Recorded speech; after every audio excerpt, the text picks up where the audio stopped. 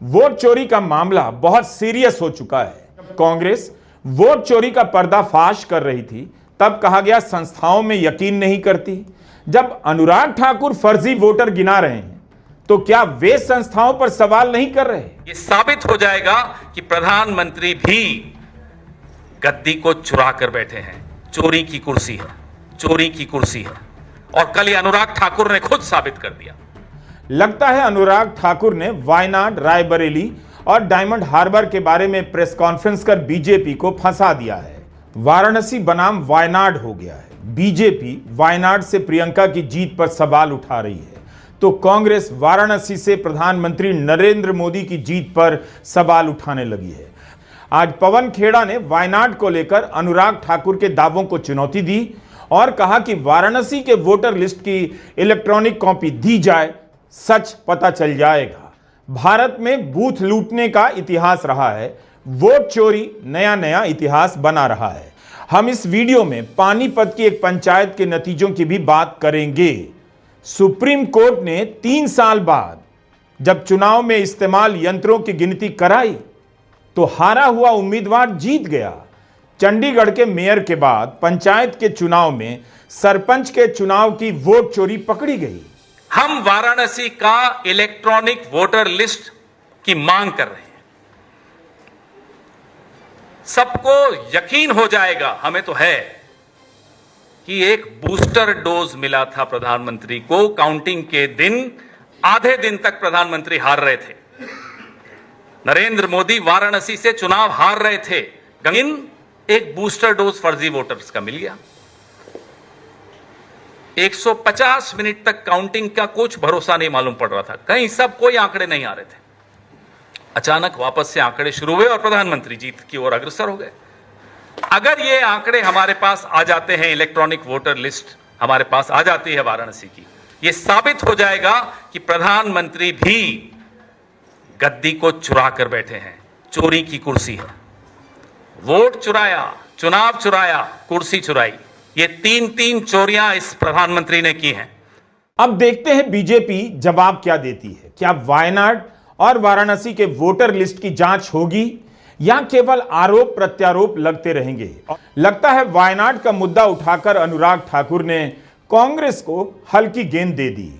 वाराणसी से कांग्रेस के उम्मीदवार अजय राय ने कई बार यह मुद्दा उठाया, लेकिन कांग्रेस ने वाराणसी के मसले पर पहली बार इस तरह से आक्रामक रूप धारण किया है। वाराणसी में अजय राय लगातार प्रदर्शन कर रहे हैं। सपा और कांग्रेस ने तो अजय राय को जीता हुआ मानकर माला भी पहना दिया है।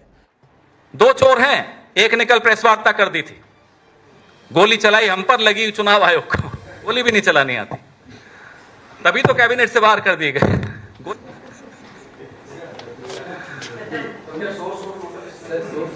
अब ये सोर्स के कितने वोट बने हुए जरा देखिए ना, निकालिए जरा आंकड़े। ये सोर्स है सारा वोट, ये नॉन बायोलॉजिकल वोटर हैं, नॉन बायोलॉजिकल प्रधानमंत्री के नॉन बायोलॉजिकल वोटर। 1 साल तक यह सब आरोप ठंडे बस्ते में था, लेकिन 7 अगस्त की राहुल गांधी की प्रेस कॉन्फ्रेंस ने 2024 के चुनाव को देखने का नजरिया बदल दिया। वाराणसी की काउंटिंग के दिन प्रधानमंत्री मोदी कुछ देर तक पीछे तो चल रहे थे। इस बार उनकी जीत का अंतर भी काफी कम हो गया, बल्कि भारत के इतिहास में सिटिंग प्रधानमंत्री कम हुए हैं जिन्हें इतने कम मार्जिन से जीत मिली है। पवन खेड़ा ने तो कह दिया कांग्रेस मांग करती है 2024 के चुनाव के नतीजों को रद्द कर दिया जाए। दरअसल बीजेपी की तरफ से दिया जाने वाला जवाब टिक नहीं पा रहा है, एक ही सवाल पर आकर दम तोड़ देता है। अगर सब सही है तो चुनाव आयोग इलेक्ट्रॉनिक डेटा क्यों नहीं देता है? अनुराग ठाकुर ने प्रेस कॉन्फ्रेंस में वायनाड में फर्जी वोटर का मामला उठाया, जिसके जवाब में पवन खेड़ा ने सवाल पलट दिया है। पूछा है फर्जी वोटर नहीं होते तो प्रियंका गांधी वाड्रा वहां से 5 लाख से अधिक वोटों से जीतती। क्या अनुराग ठाकुर पवन खेड़ा के इन तर्कों का जवाब देंगे? प्रियंका गांधी वाड्रा जी के लोकसभा क्षेत्र के लिए अनुराग ठाकुर जी हंसते हुए उछलते हुए बोलते, देखिए 93,000 फर्जी वोट। भाई थोड़ा सोच लेते बोलने से पहले, जीती कितने वोटों से है? 4,10,000 वोटों से जीती हैं। मैं बता दूं आपको, बीजेपी को वहां 1 लाख वोट मिले, हम भी हैरान है कैसे मिल गए। कल उसका भी जवाब मिल गया, 93,000 फर्जी हैं। मान लो ये फर्जी वोट वायनाड में नहीं होते तो प्रियंका गांधी जी 5 लाख वोट से जीतती। अनुराग ठाकुर की प्रेस कॉन्फ्रेंस के बाद यह सवाल होने लगा कि बीजेपी ने इतनी जल्दी 6 निर्वाचन क्षेत्रों का विश्लेषण कैसे कर लिया। क्या उसे चुनाव आयोग ने कोई आंकड़ा दिया था, या बीजेपी को इलेक्ट्रॉनिक कॉपी दी गई जिससे इतनी जल्दी विश्लेषण हो गया। राहुल गांधी ने तो बाकायदा प्रेस कॉन्फ्रेंस में दिखाया कि कैसे 7 फीट की ऊंचाई के बराबर दस्तावेज दिए गए, वो भी एक विधानसभा के, जिसके अध्ययन में 6 महीने लगे। तो बीजेपी ने इतनी जल्दी से कैसे कर लिया। वायनाड में 93,499 डाउटफुल वोटर हैं, जिनमें से 20,438 डुप्लीकेट वोटर हैं, 17,450 फेक एड्रेस के साथ हैं, 4,246 मिक्स्ड हाउस होल्ड है।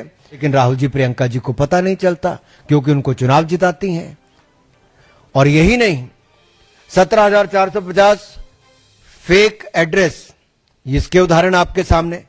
52 वोटर आईडी एक ही घर पे 52 नंबर पोलिंग बूथ पे वंडूर असेंबली में हुए। राहुल जी आप क्या कर रहे थे, प्रियंका जी आप क्या कर रही थी, आपके बीएलए क्या कर रहे थे? क्या अनुराग ठाकुर ठोस तर्कों से लैस होकर आए थे?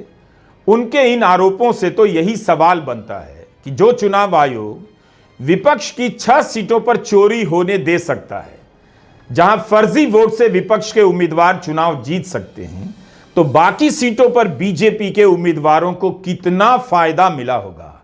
क्या इसका यह मतलब नहीं निकलता कि काम भर की सीटें जीत या सरकार बनाने भर के लिए सीटें रख लो, कुछ विपक्ष को भी दे दो? यह भी तो कहा जा सकता है। अनुराग ठाकुर की प्रेस कॉन्फ्रेंस के बाद यह सवाल जोर जोर से दरवाजे को धक्का दे रहा है। Who is this ECI source? हिम्मत नहीं है सामने आने की। हिम्मत इसलिए नहीं है कि सोर्स सिर्फ राहुल गांधी के लिए जवाब देता है, अनुराग ठाकुर पर नहीं सवाल खड़े करता। क्यों डरते हो अनुराग ठाकुर से? उसमें यह भी कहा गया सर कि वोट चोरी का जो आप नारा दे रहे हैं उसमें आप करोड़ों मतदाताओं को भी गाली दे रहे हैं। हम किसी को नहीं गाली दे रहे, जो चोर है उसको मालूम है उसी को गाली पड़ रही, इसीलिए वो सोर्सेस के माध्यम से आपको जवाब दे रहा है। 2 चोर हैं, एक ने कल प्रेस वार्ता कर दी थी। केरला के त्रिशूर से कांग्रेस के हारे हुए उम्मीदवार ने बीजेपी के विजयी उम्मीदवार सुरेश गोपी की जीत को चुनौती दी है। सुरेश गोपी इस वक्त केंद्र में मंत्री भी हैं। मीडिया रिपोर्ट में एक महिला के घर पर 9 वोटर के दर्ज होने की बात सामने आई थी। कांग्रेस के पूर्व सांसद ने आरोप लगाया है कि त्रिशूर में 60,000 वोटर फर्जी जोड़े गए। खेड़ा ने कहा कि जब कांग्रेस वोट चोरी का पर्दाफाश कर रही थी तब कहा गया संस्थाओं में यकीन नहीं करती। जब अनुराग ठाकुर फर्जी वोटर गिना रहे हैं तो क्या वे संस्थाओं पर सवाल नहीं कर रहे? वोट चोरी का मामला बहुत सीरियस हो चुका है।